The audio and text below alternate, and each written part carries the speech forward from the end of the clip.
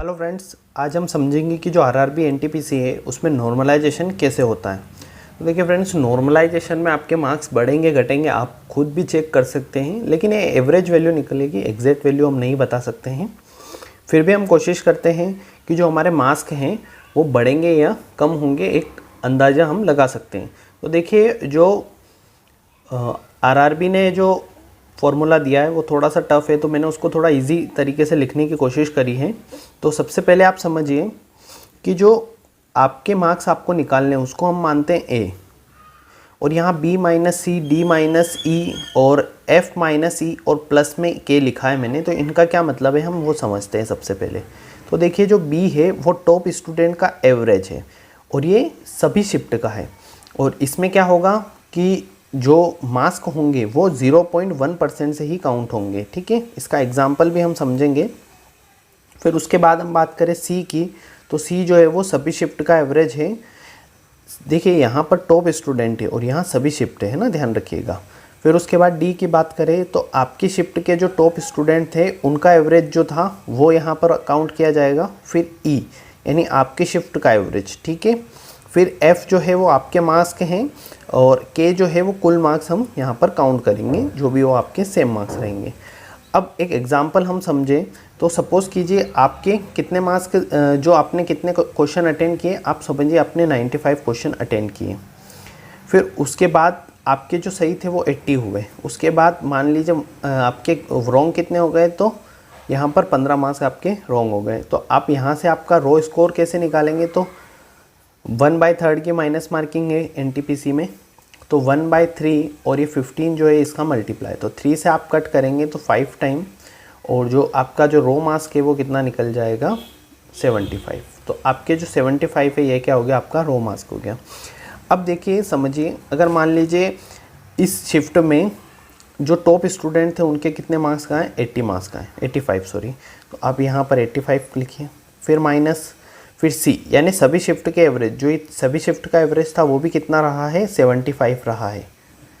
फिर उसके बाद हम बात करें डी की। डी देखिए यहाँ पर क्या है, आपके शिफ्ट के टॉप स्टूडेंट, तो आपके शिफ्ट में टॉप जो स्टूडेंट थे वो कितने मार्क्स के लेके आए, 80 मार्क्स के लेके आए हैं।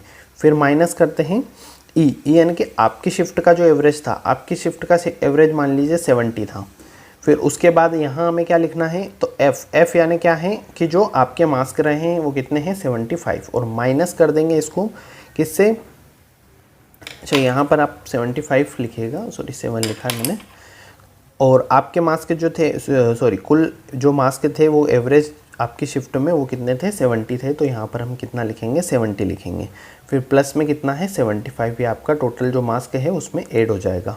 तो देखिए यहाँ से जब माइनस करेंगे तो कितना बचेगा, 10 बचेगा। फिर अपॉन में यहाँ से भी माइनस करने पर कितना बच रहा है, 10। फिर यहाँ से अगर आप माइनस करेंगे 75 में से तो 5 बचेगा, प्लस में कितना है आपके पास 75। फिर जीरो से ज़ीरो कैंसिल हो गया, कितना बचा, 5 बचा, और प्लस में कितना है 75। तो आपके टोटल जो मार्क्स रहेंगे नॉर्मलाइजेशन के बाद वो कितना आ जाएगा, 80 आ जाएगा। दैट मीन्स आपके जो 5 मार्क्स थे वो बढ़ेंगे यहाँ पर। तो देखिए, जितना टॉपर्स का एवरेज जितना ज़्यादा होता है उतना ही आपके जो मार्क्स होते हैं वो कम हो जाते हैं। यानी कि अगर आपके जो टॉपर्स रहेंगे उनके अगर मार्क्स कम आते हैं तो आपके जो मार्क्स होते हैं वो बढ़ने की प्रोबेबिलिटी ज़्यादा हो जाती है।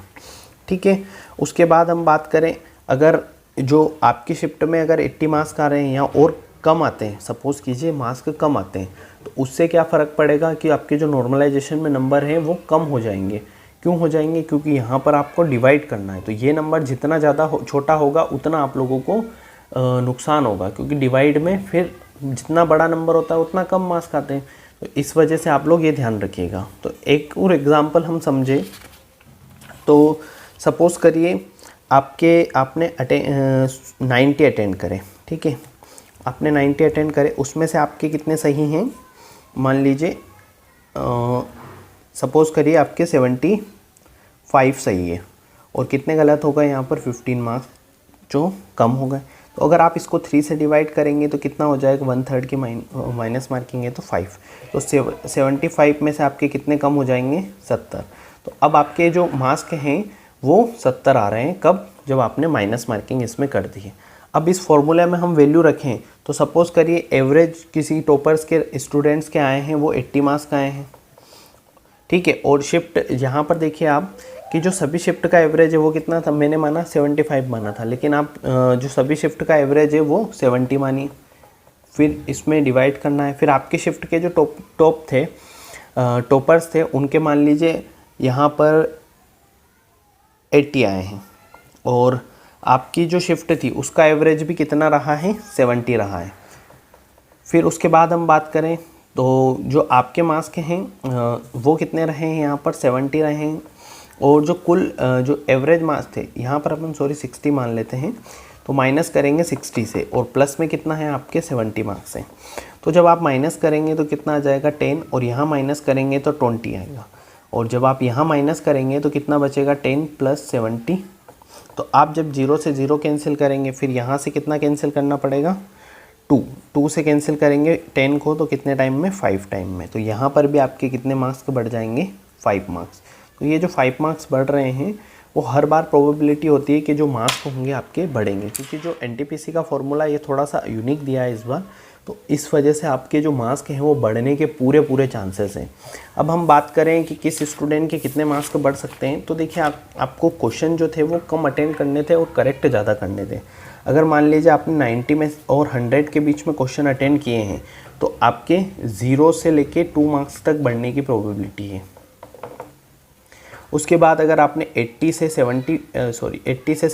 90 के बीच में अटेंड किए हैं तो आपके 0 से 5 मार्क्स तक यहाँ पर बढ़ने के पूरे चांसेस हैं। और अगर 70 से 80 के बीच में हम देखें तो 70 से 80 के बीच में हो सकता है 2 से 5 मार्क्स तो आपके इजीली बढ़ जाए, मतलब कम से कम आपके 2 मार्क्स तो बढ़ने ही हैं किसी भी हाल में।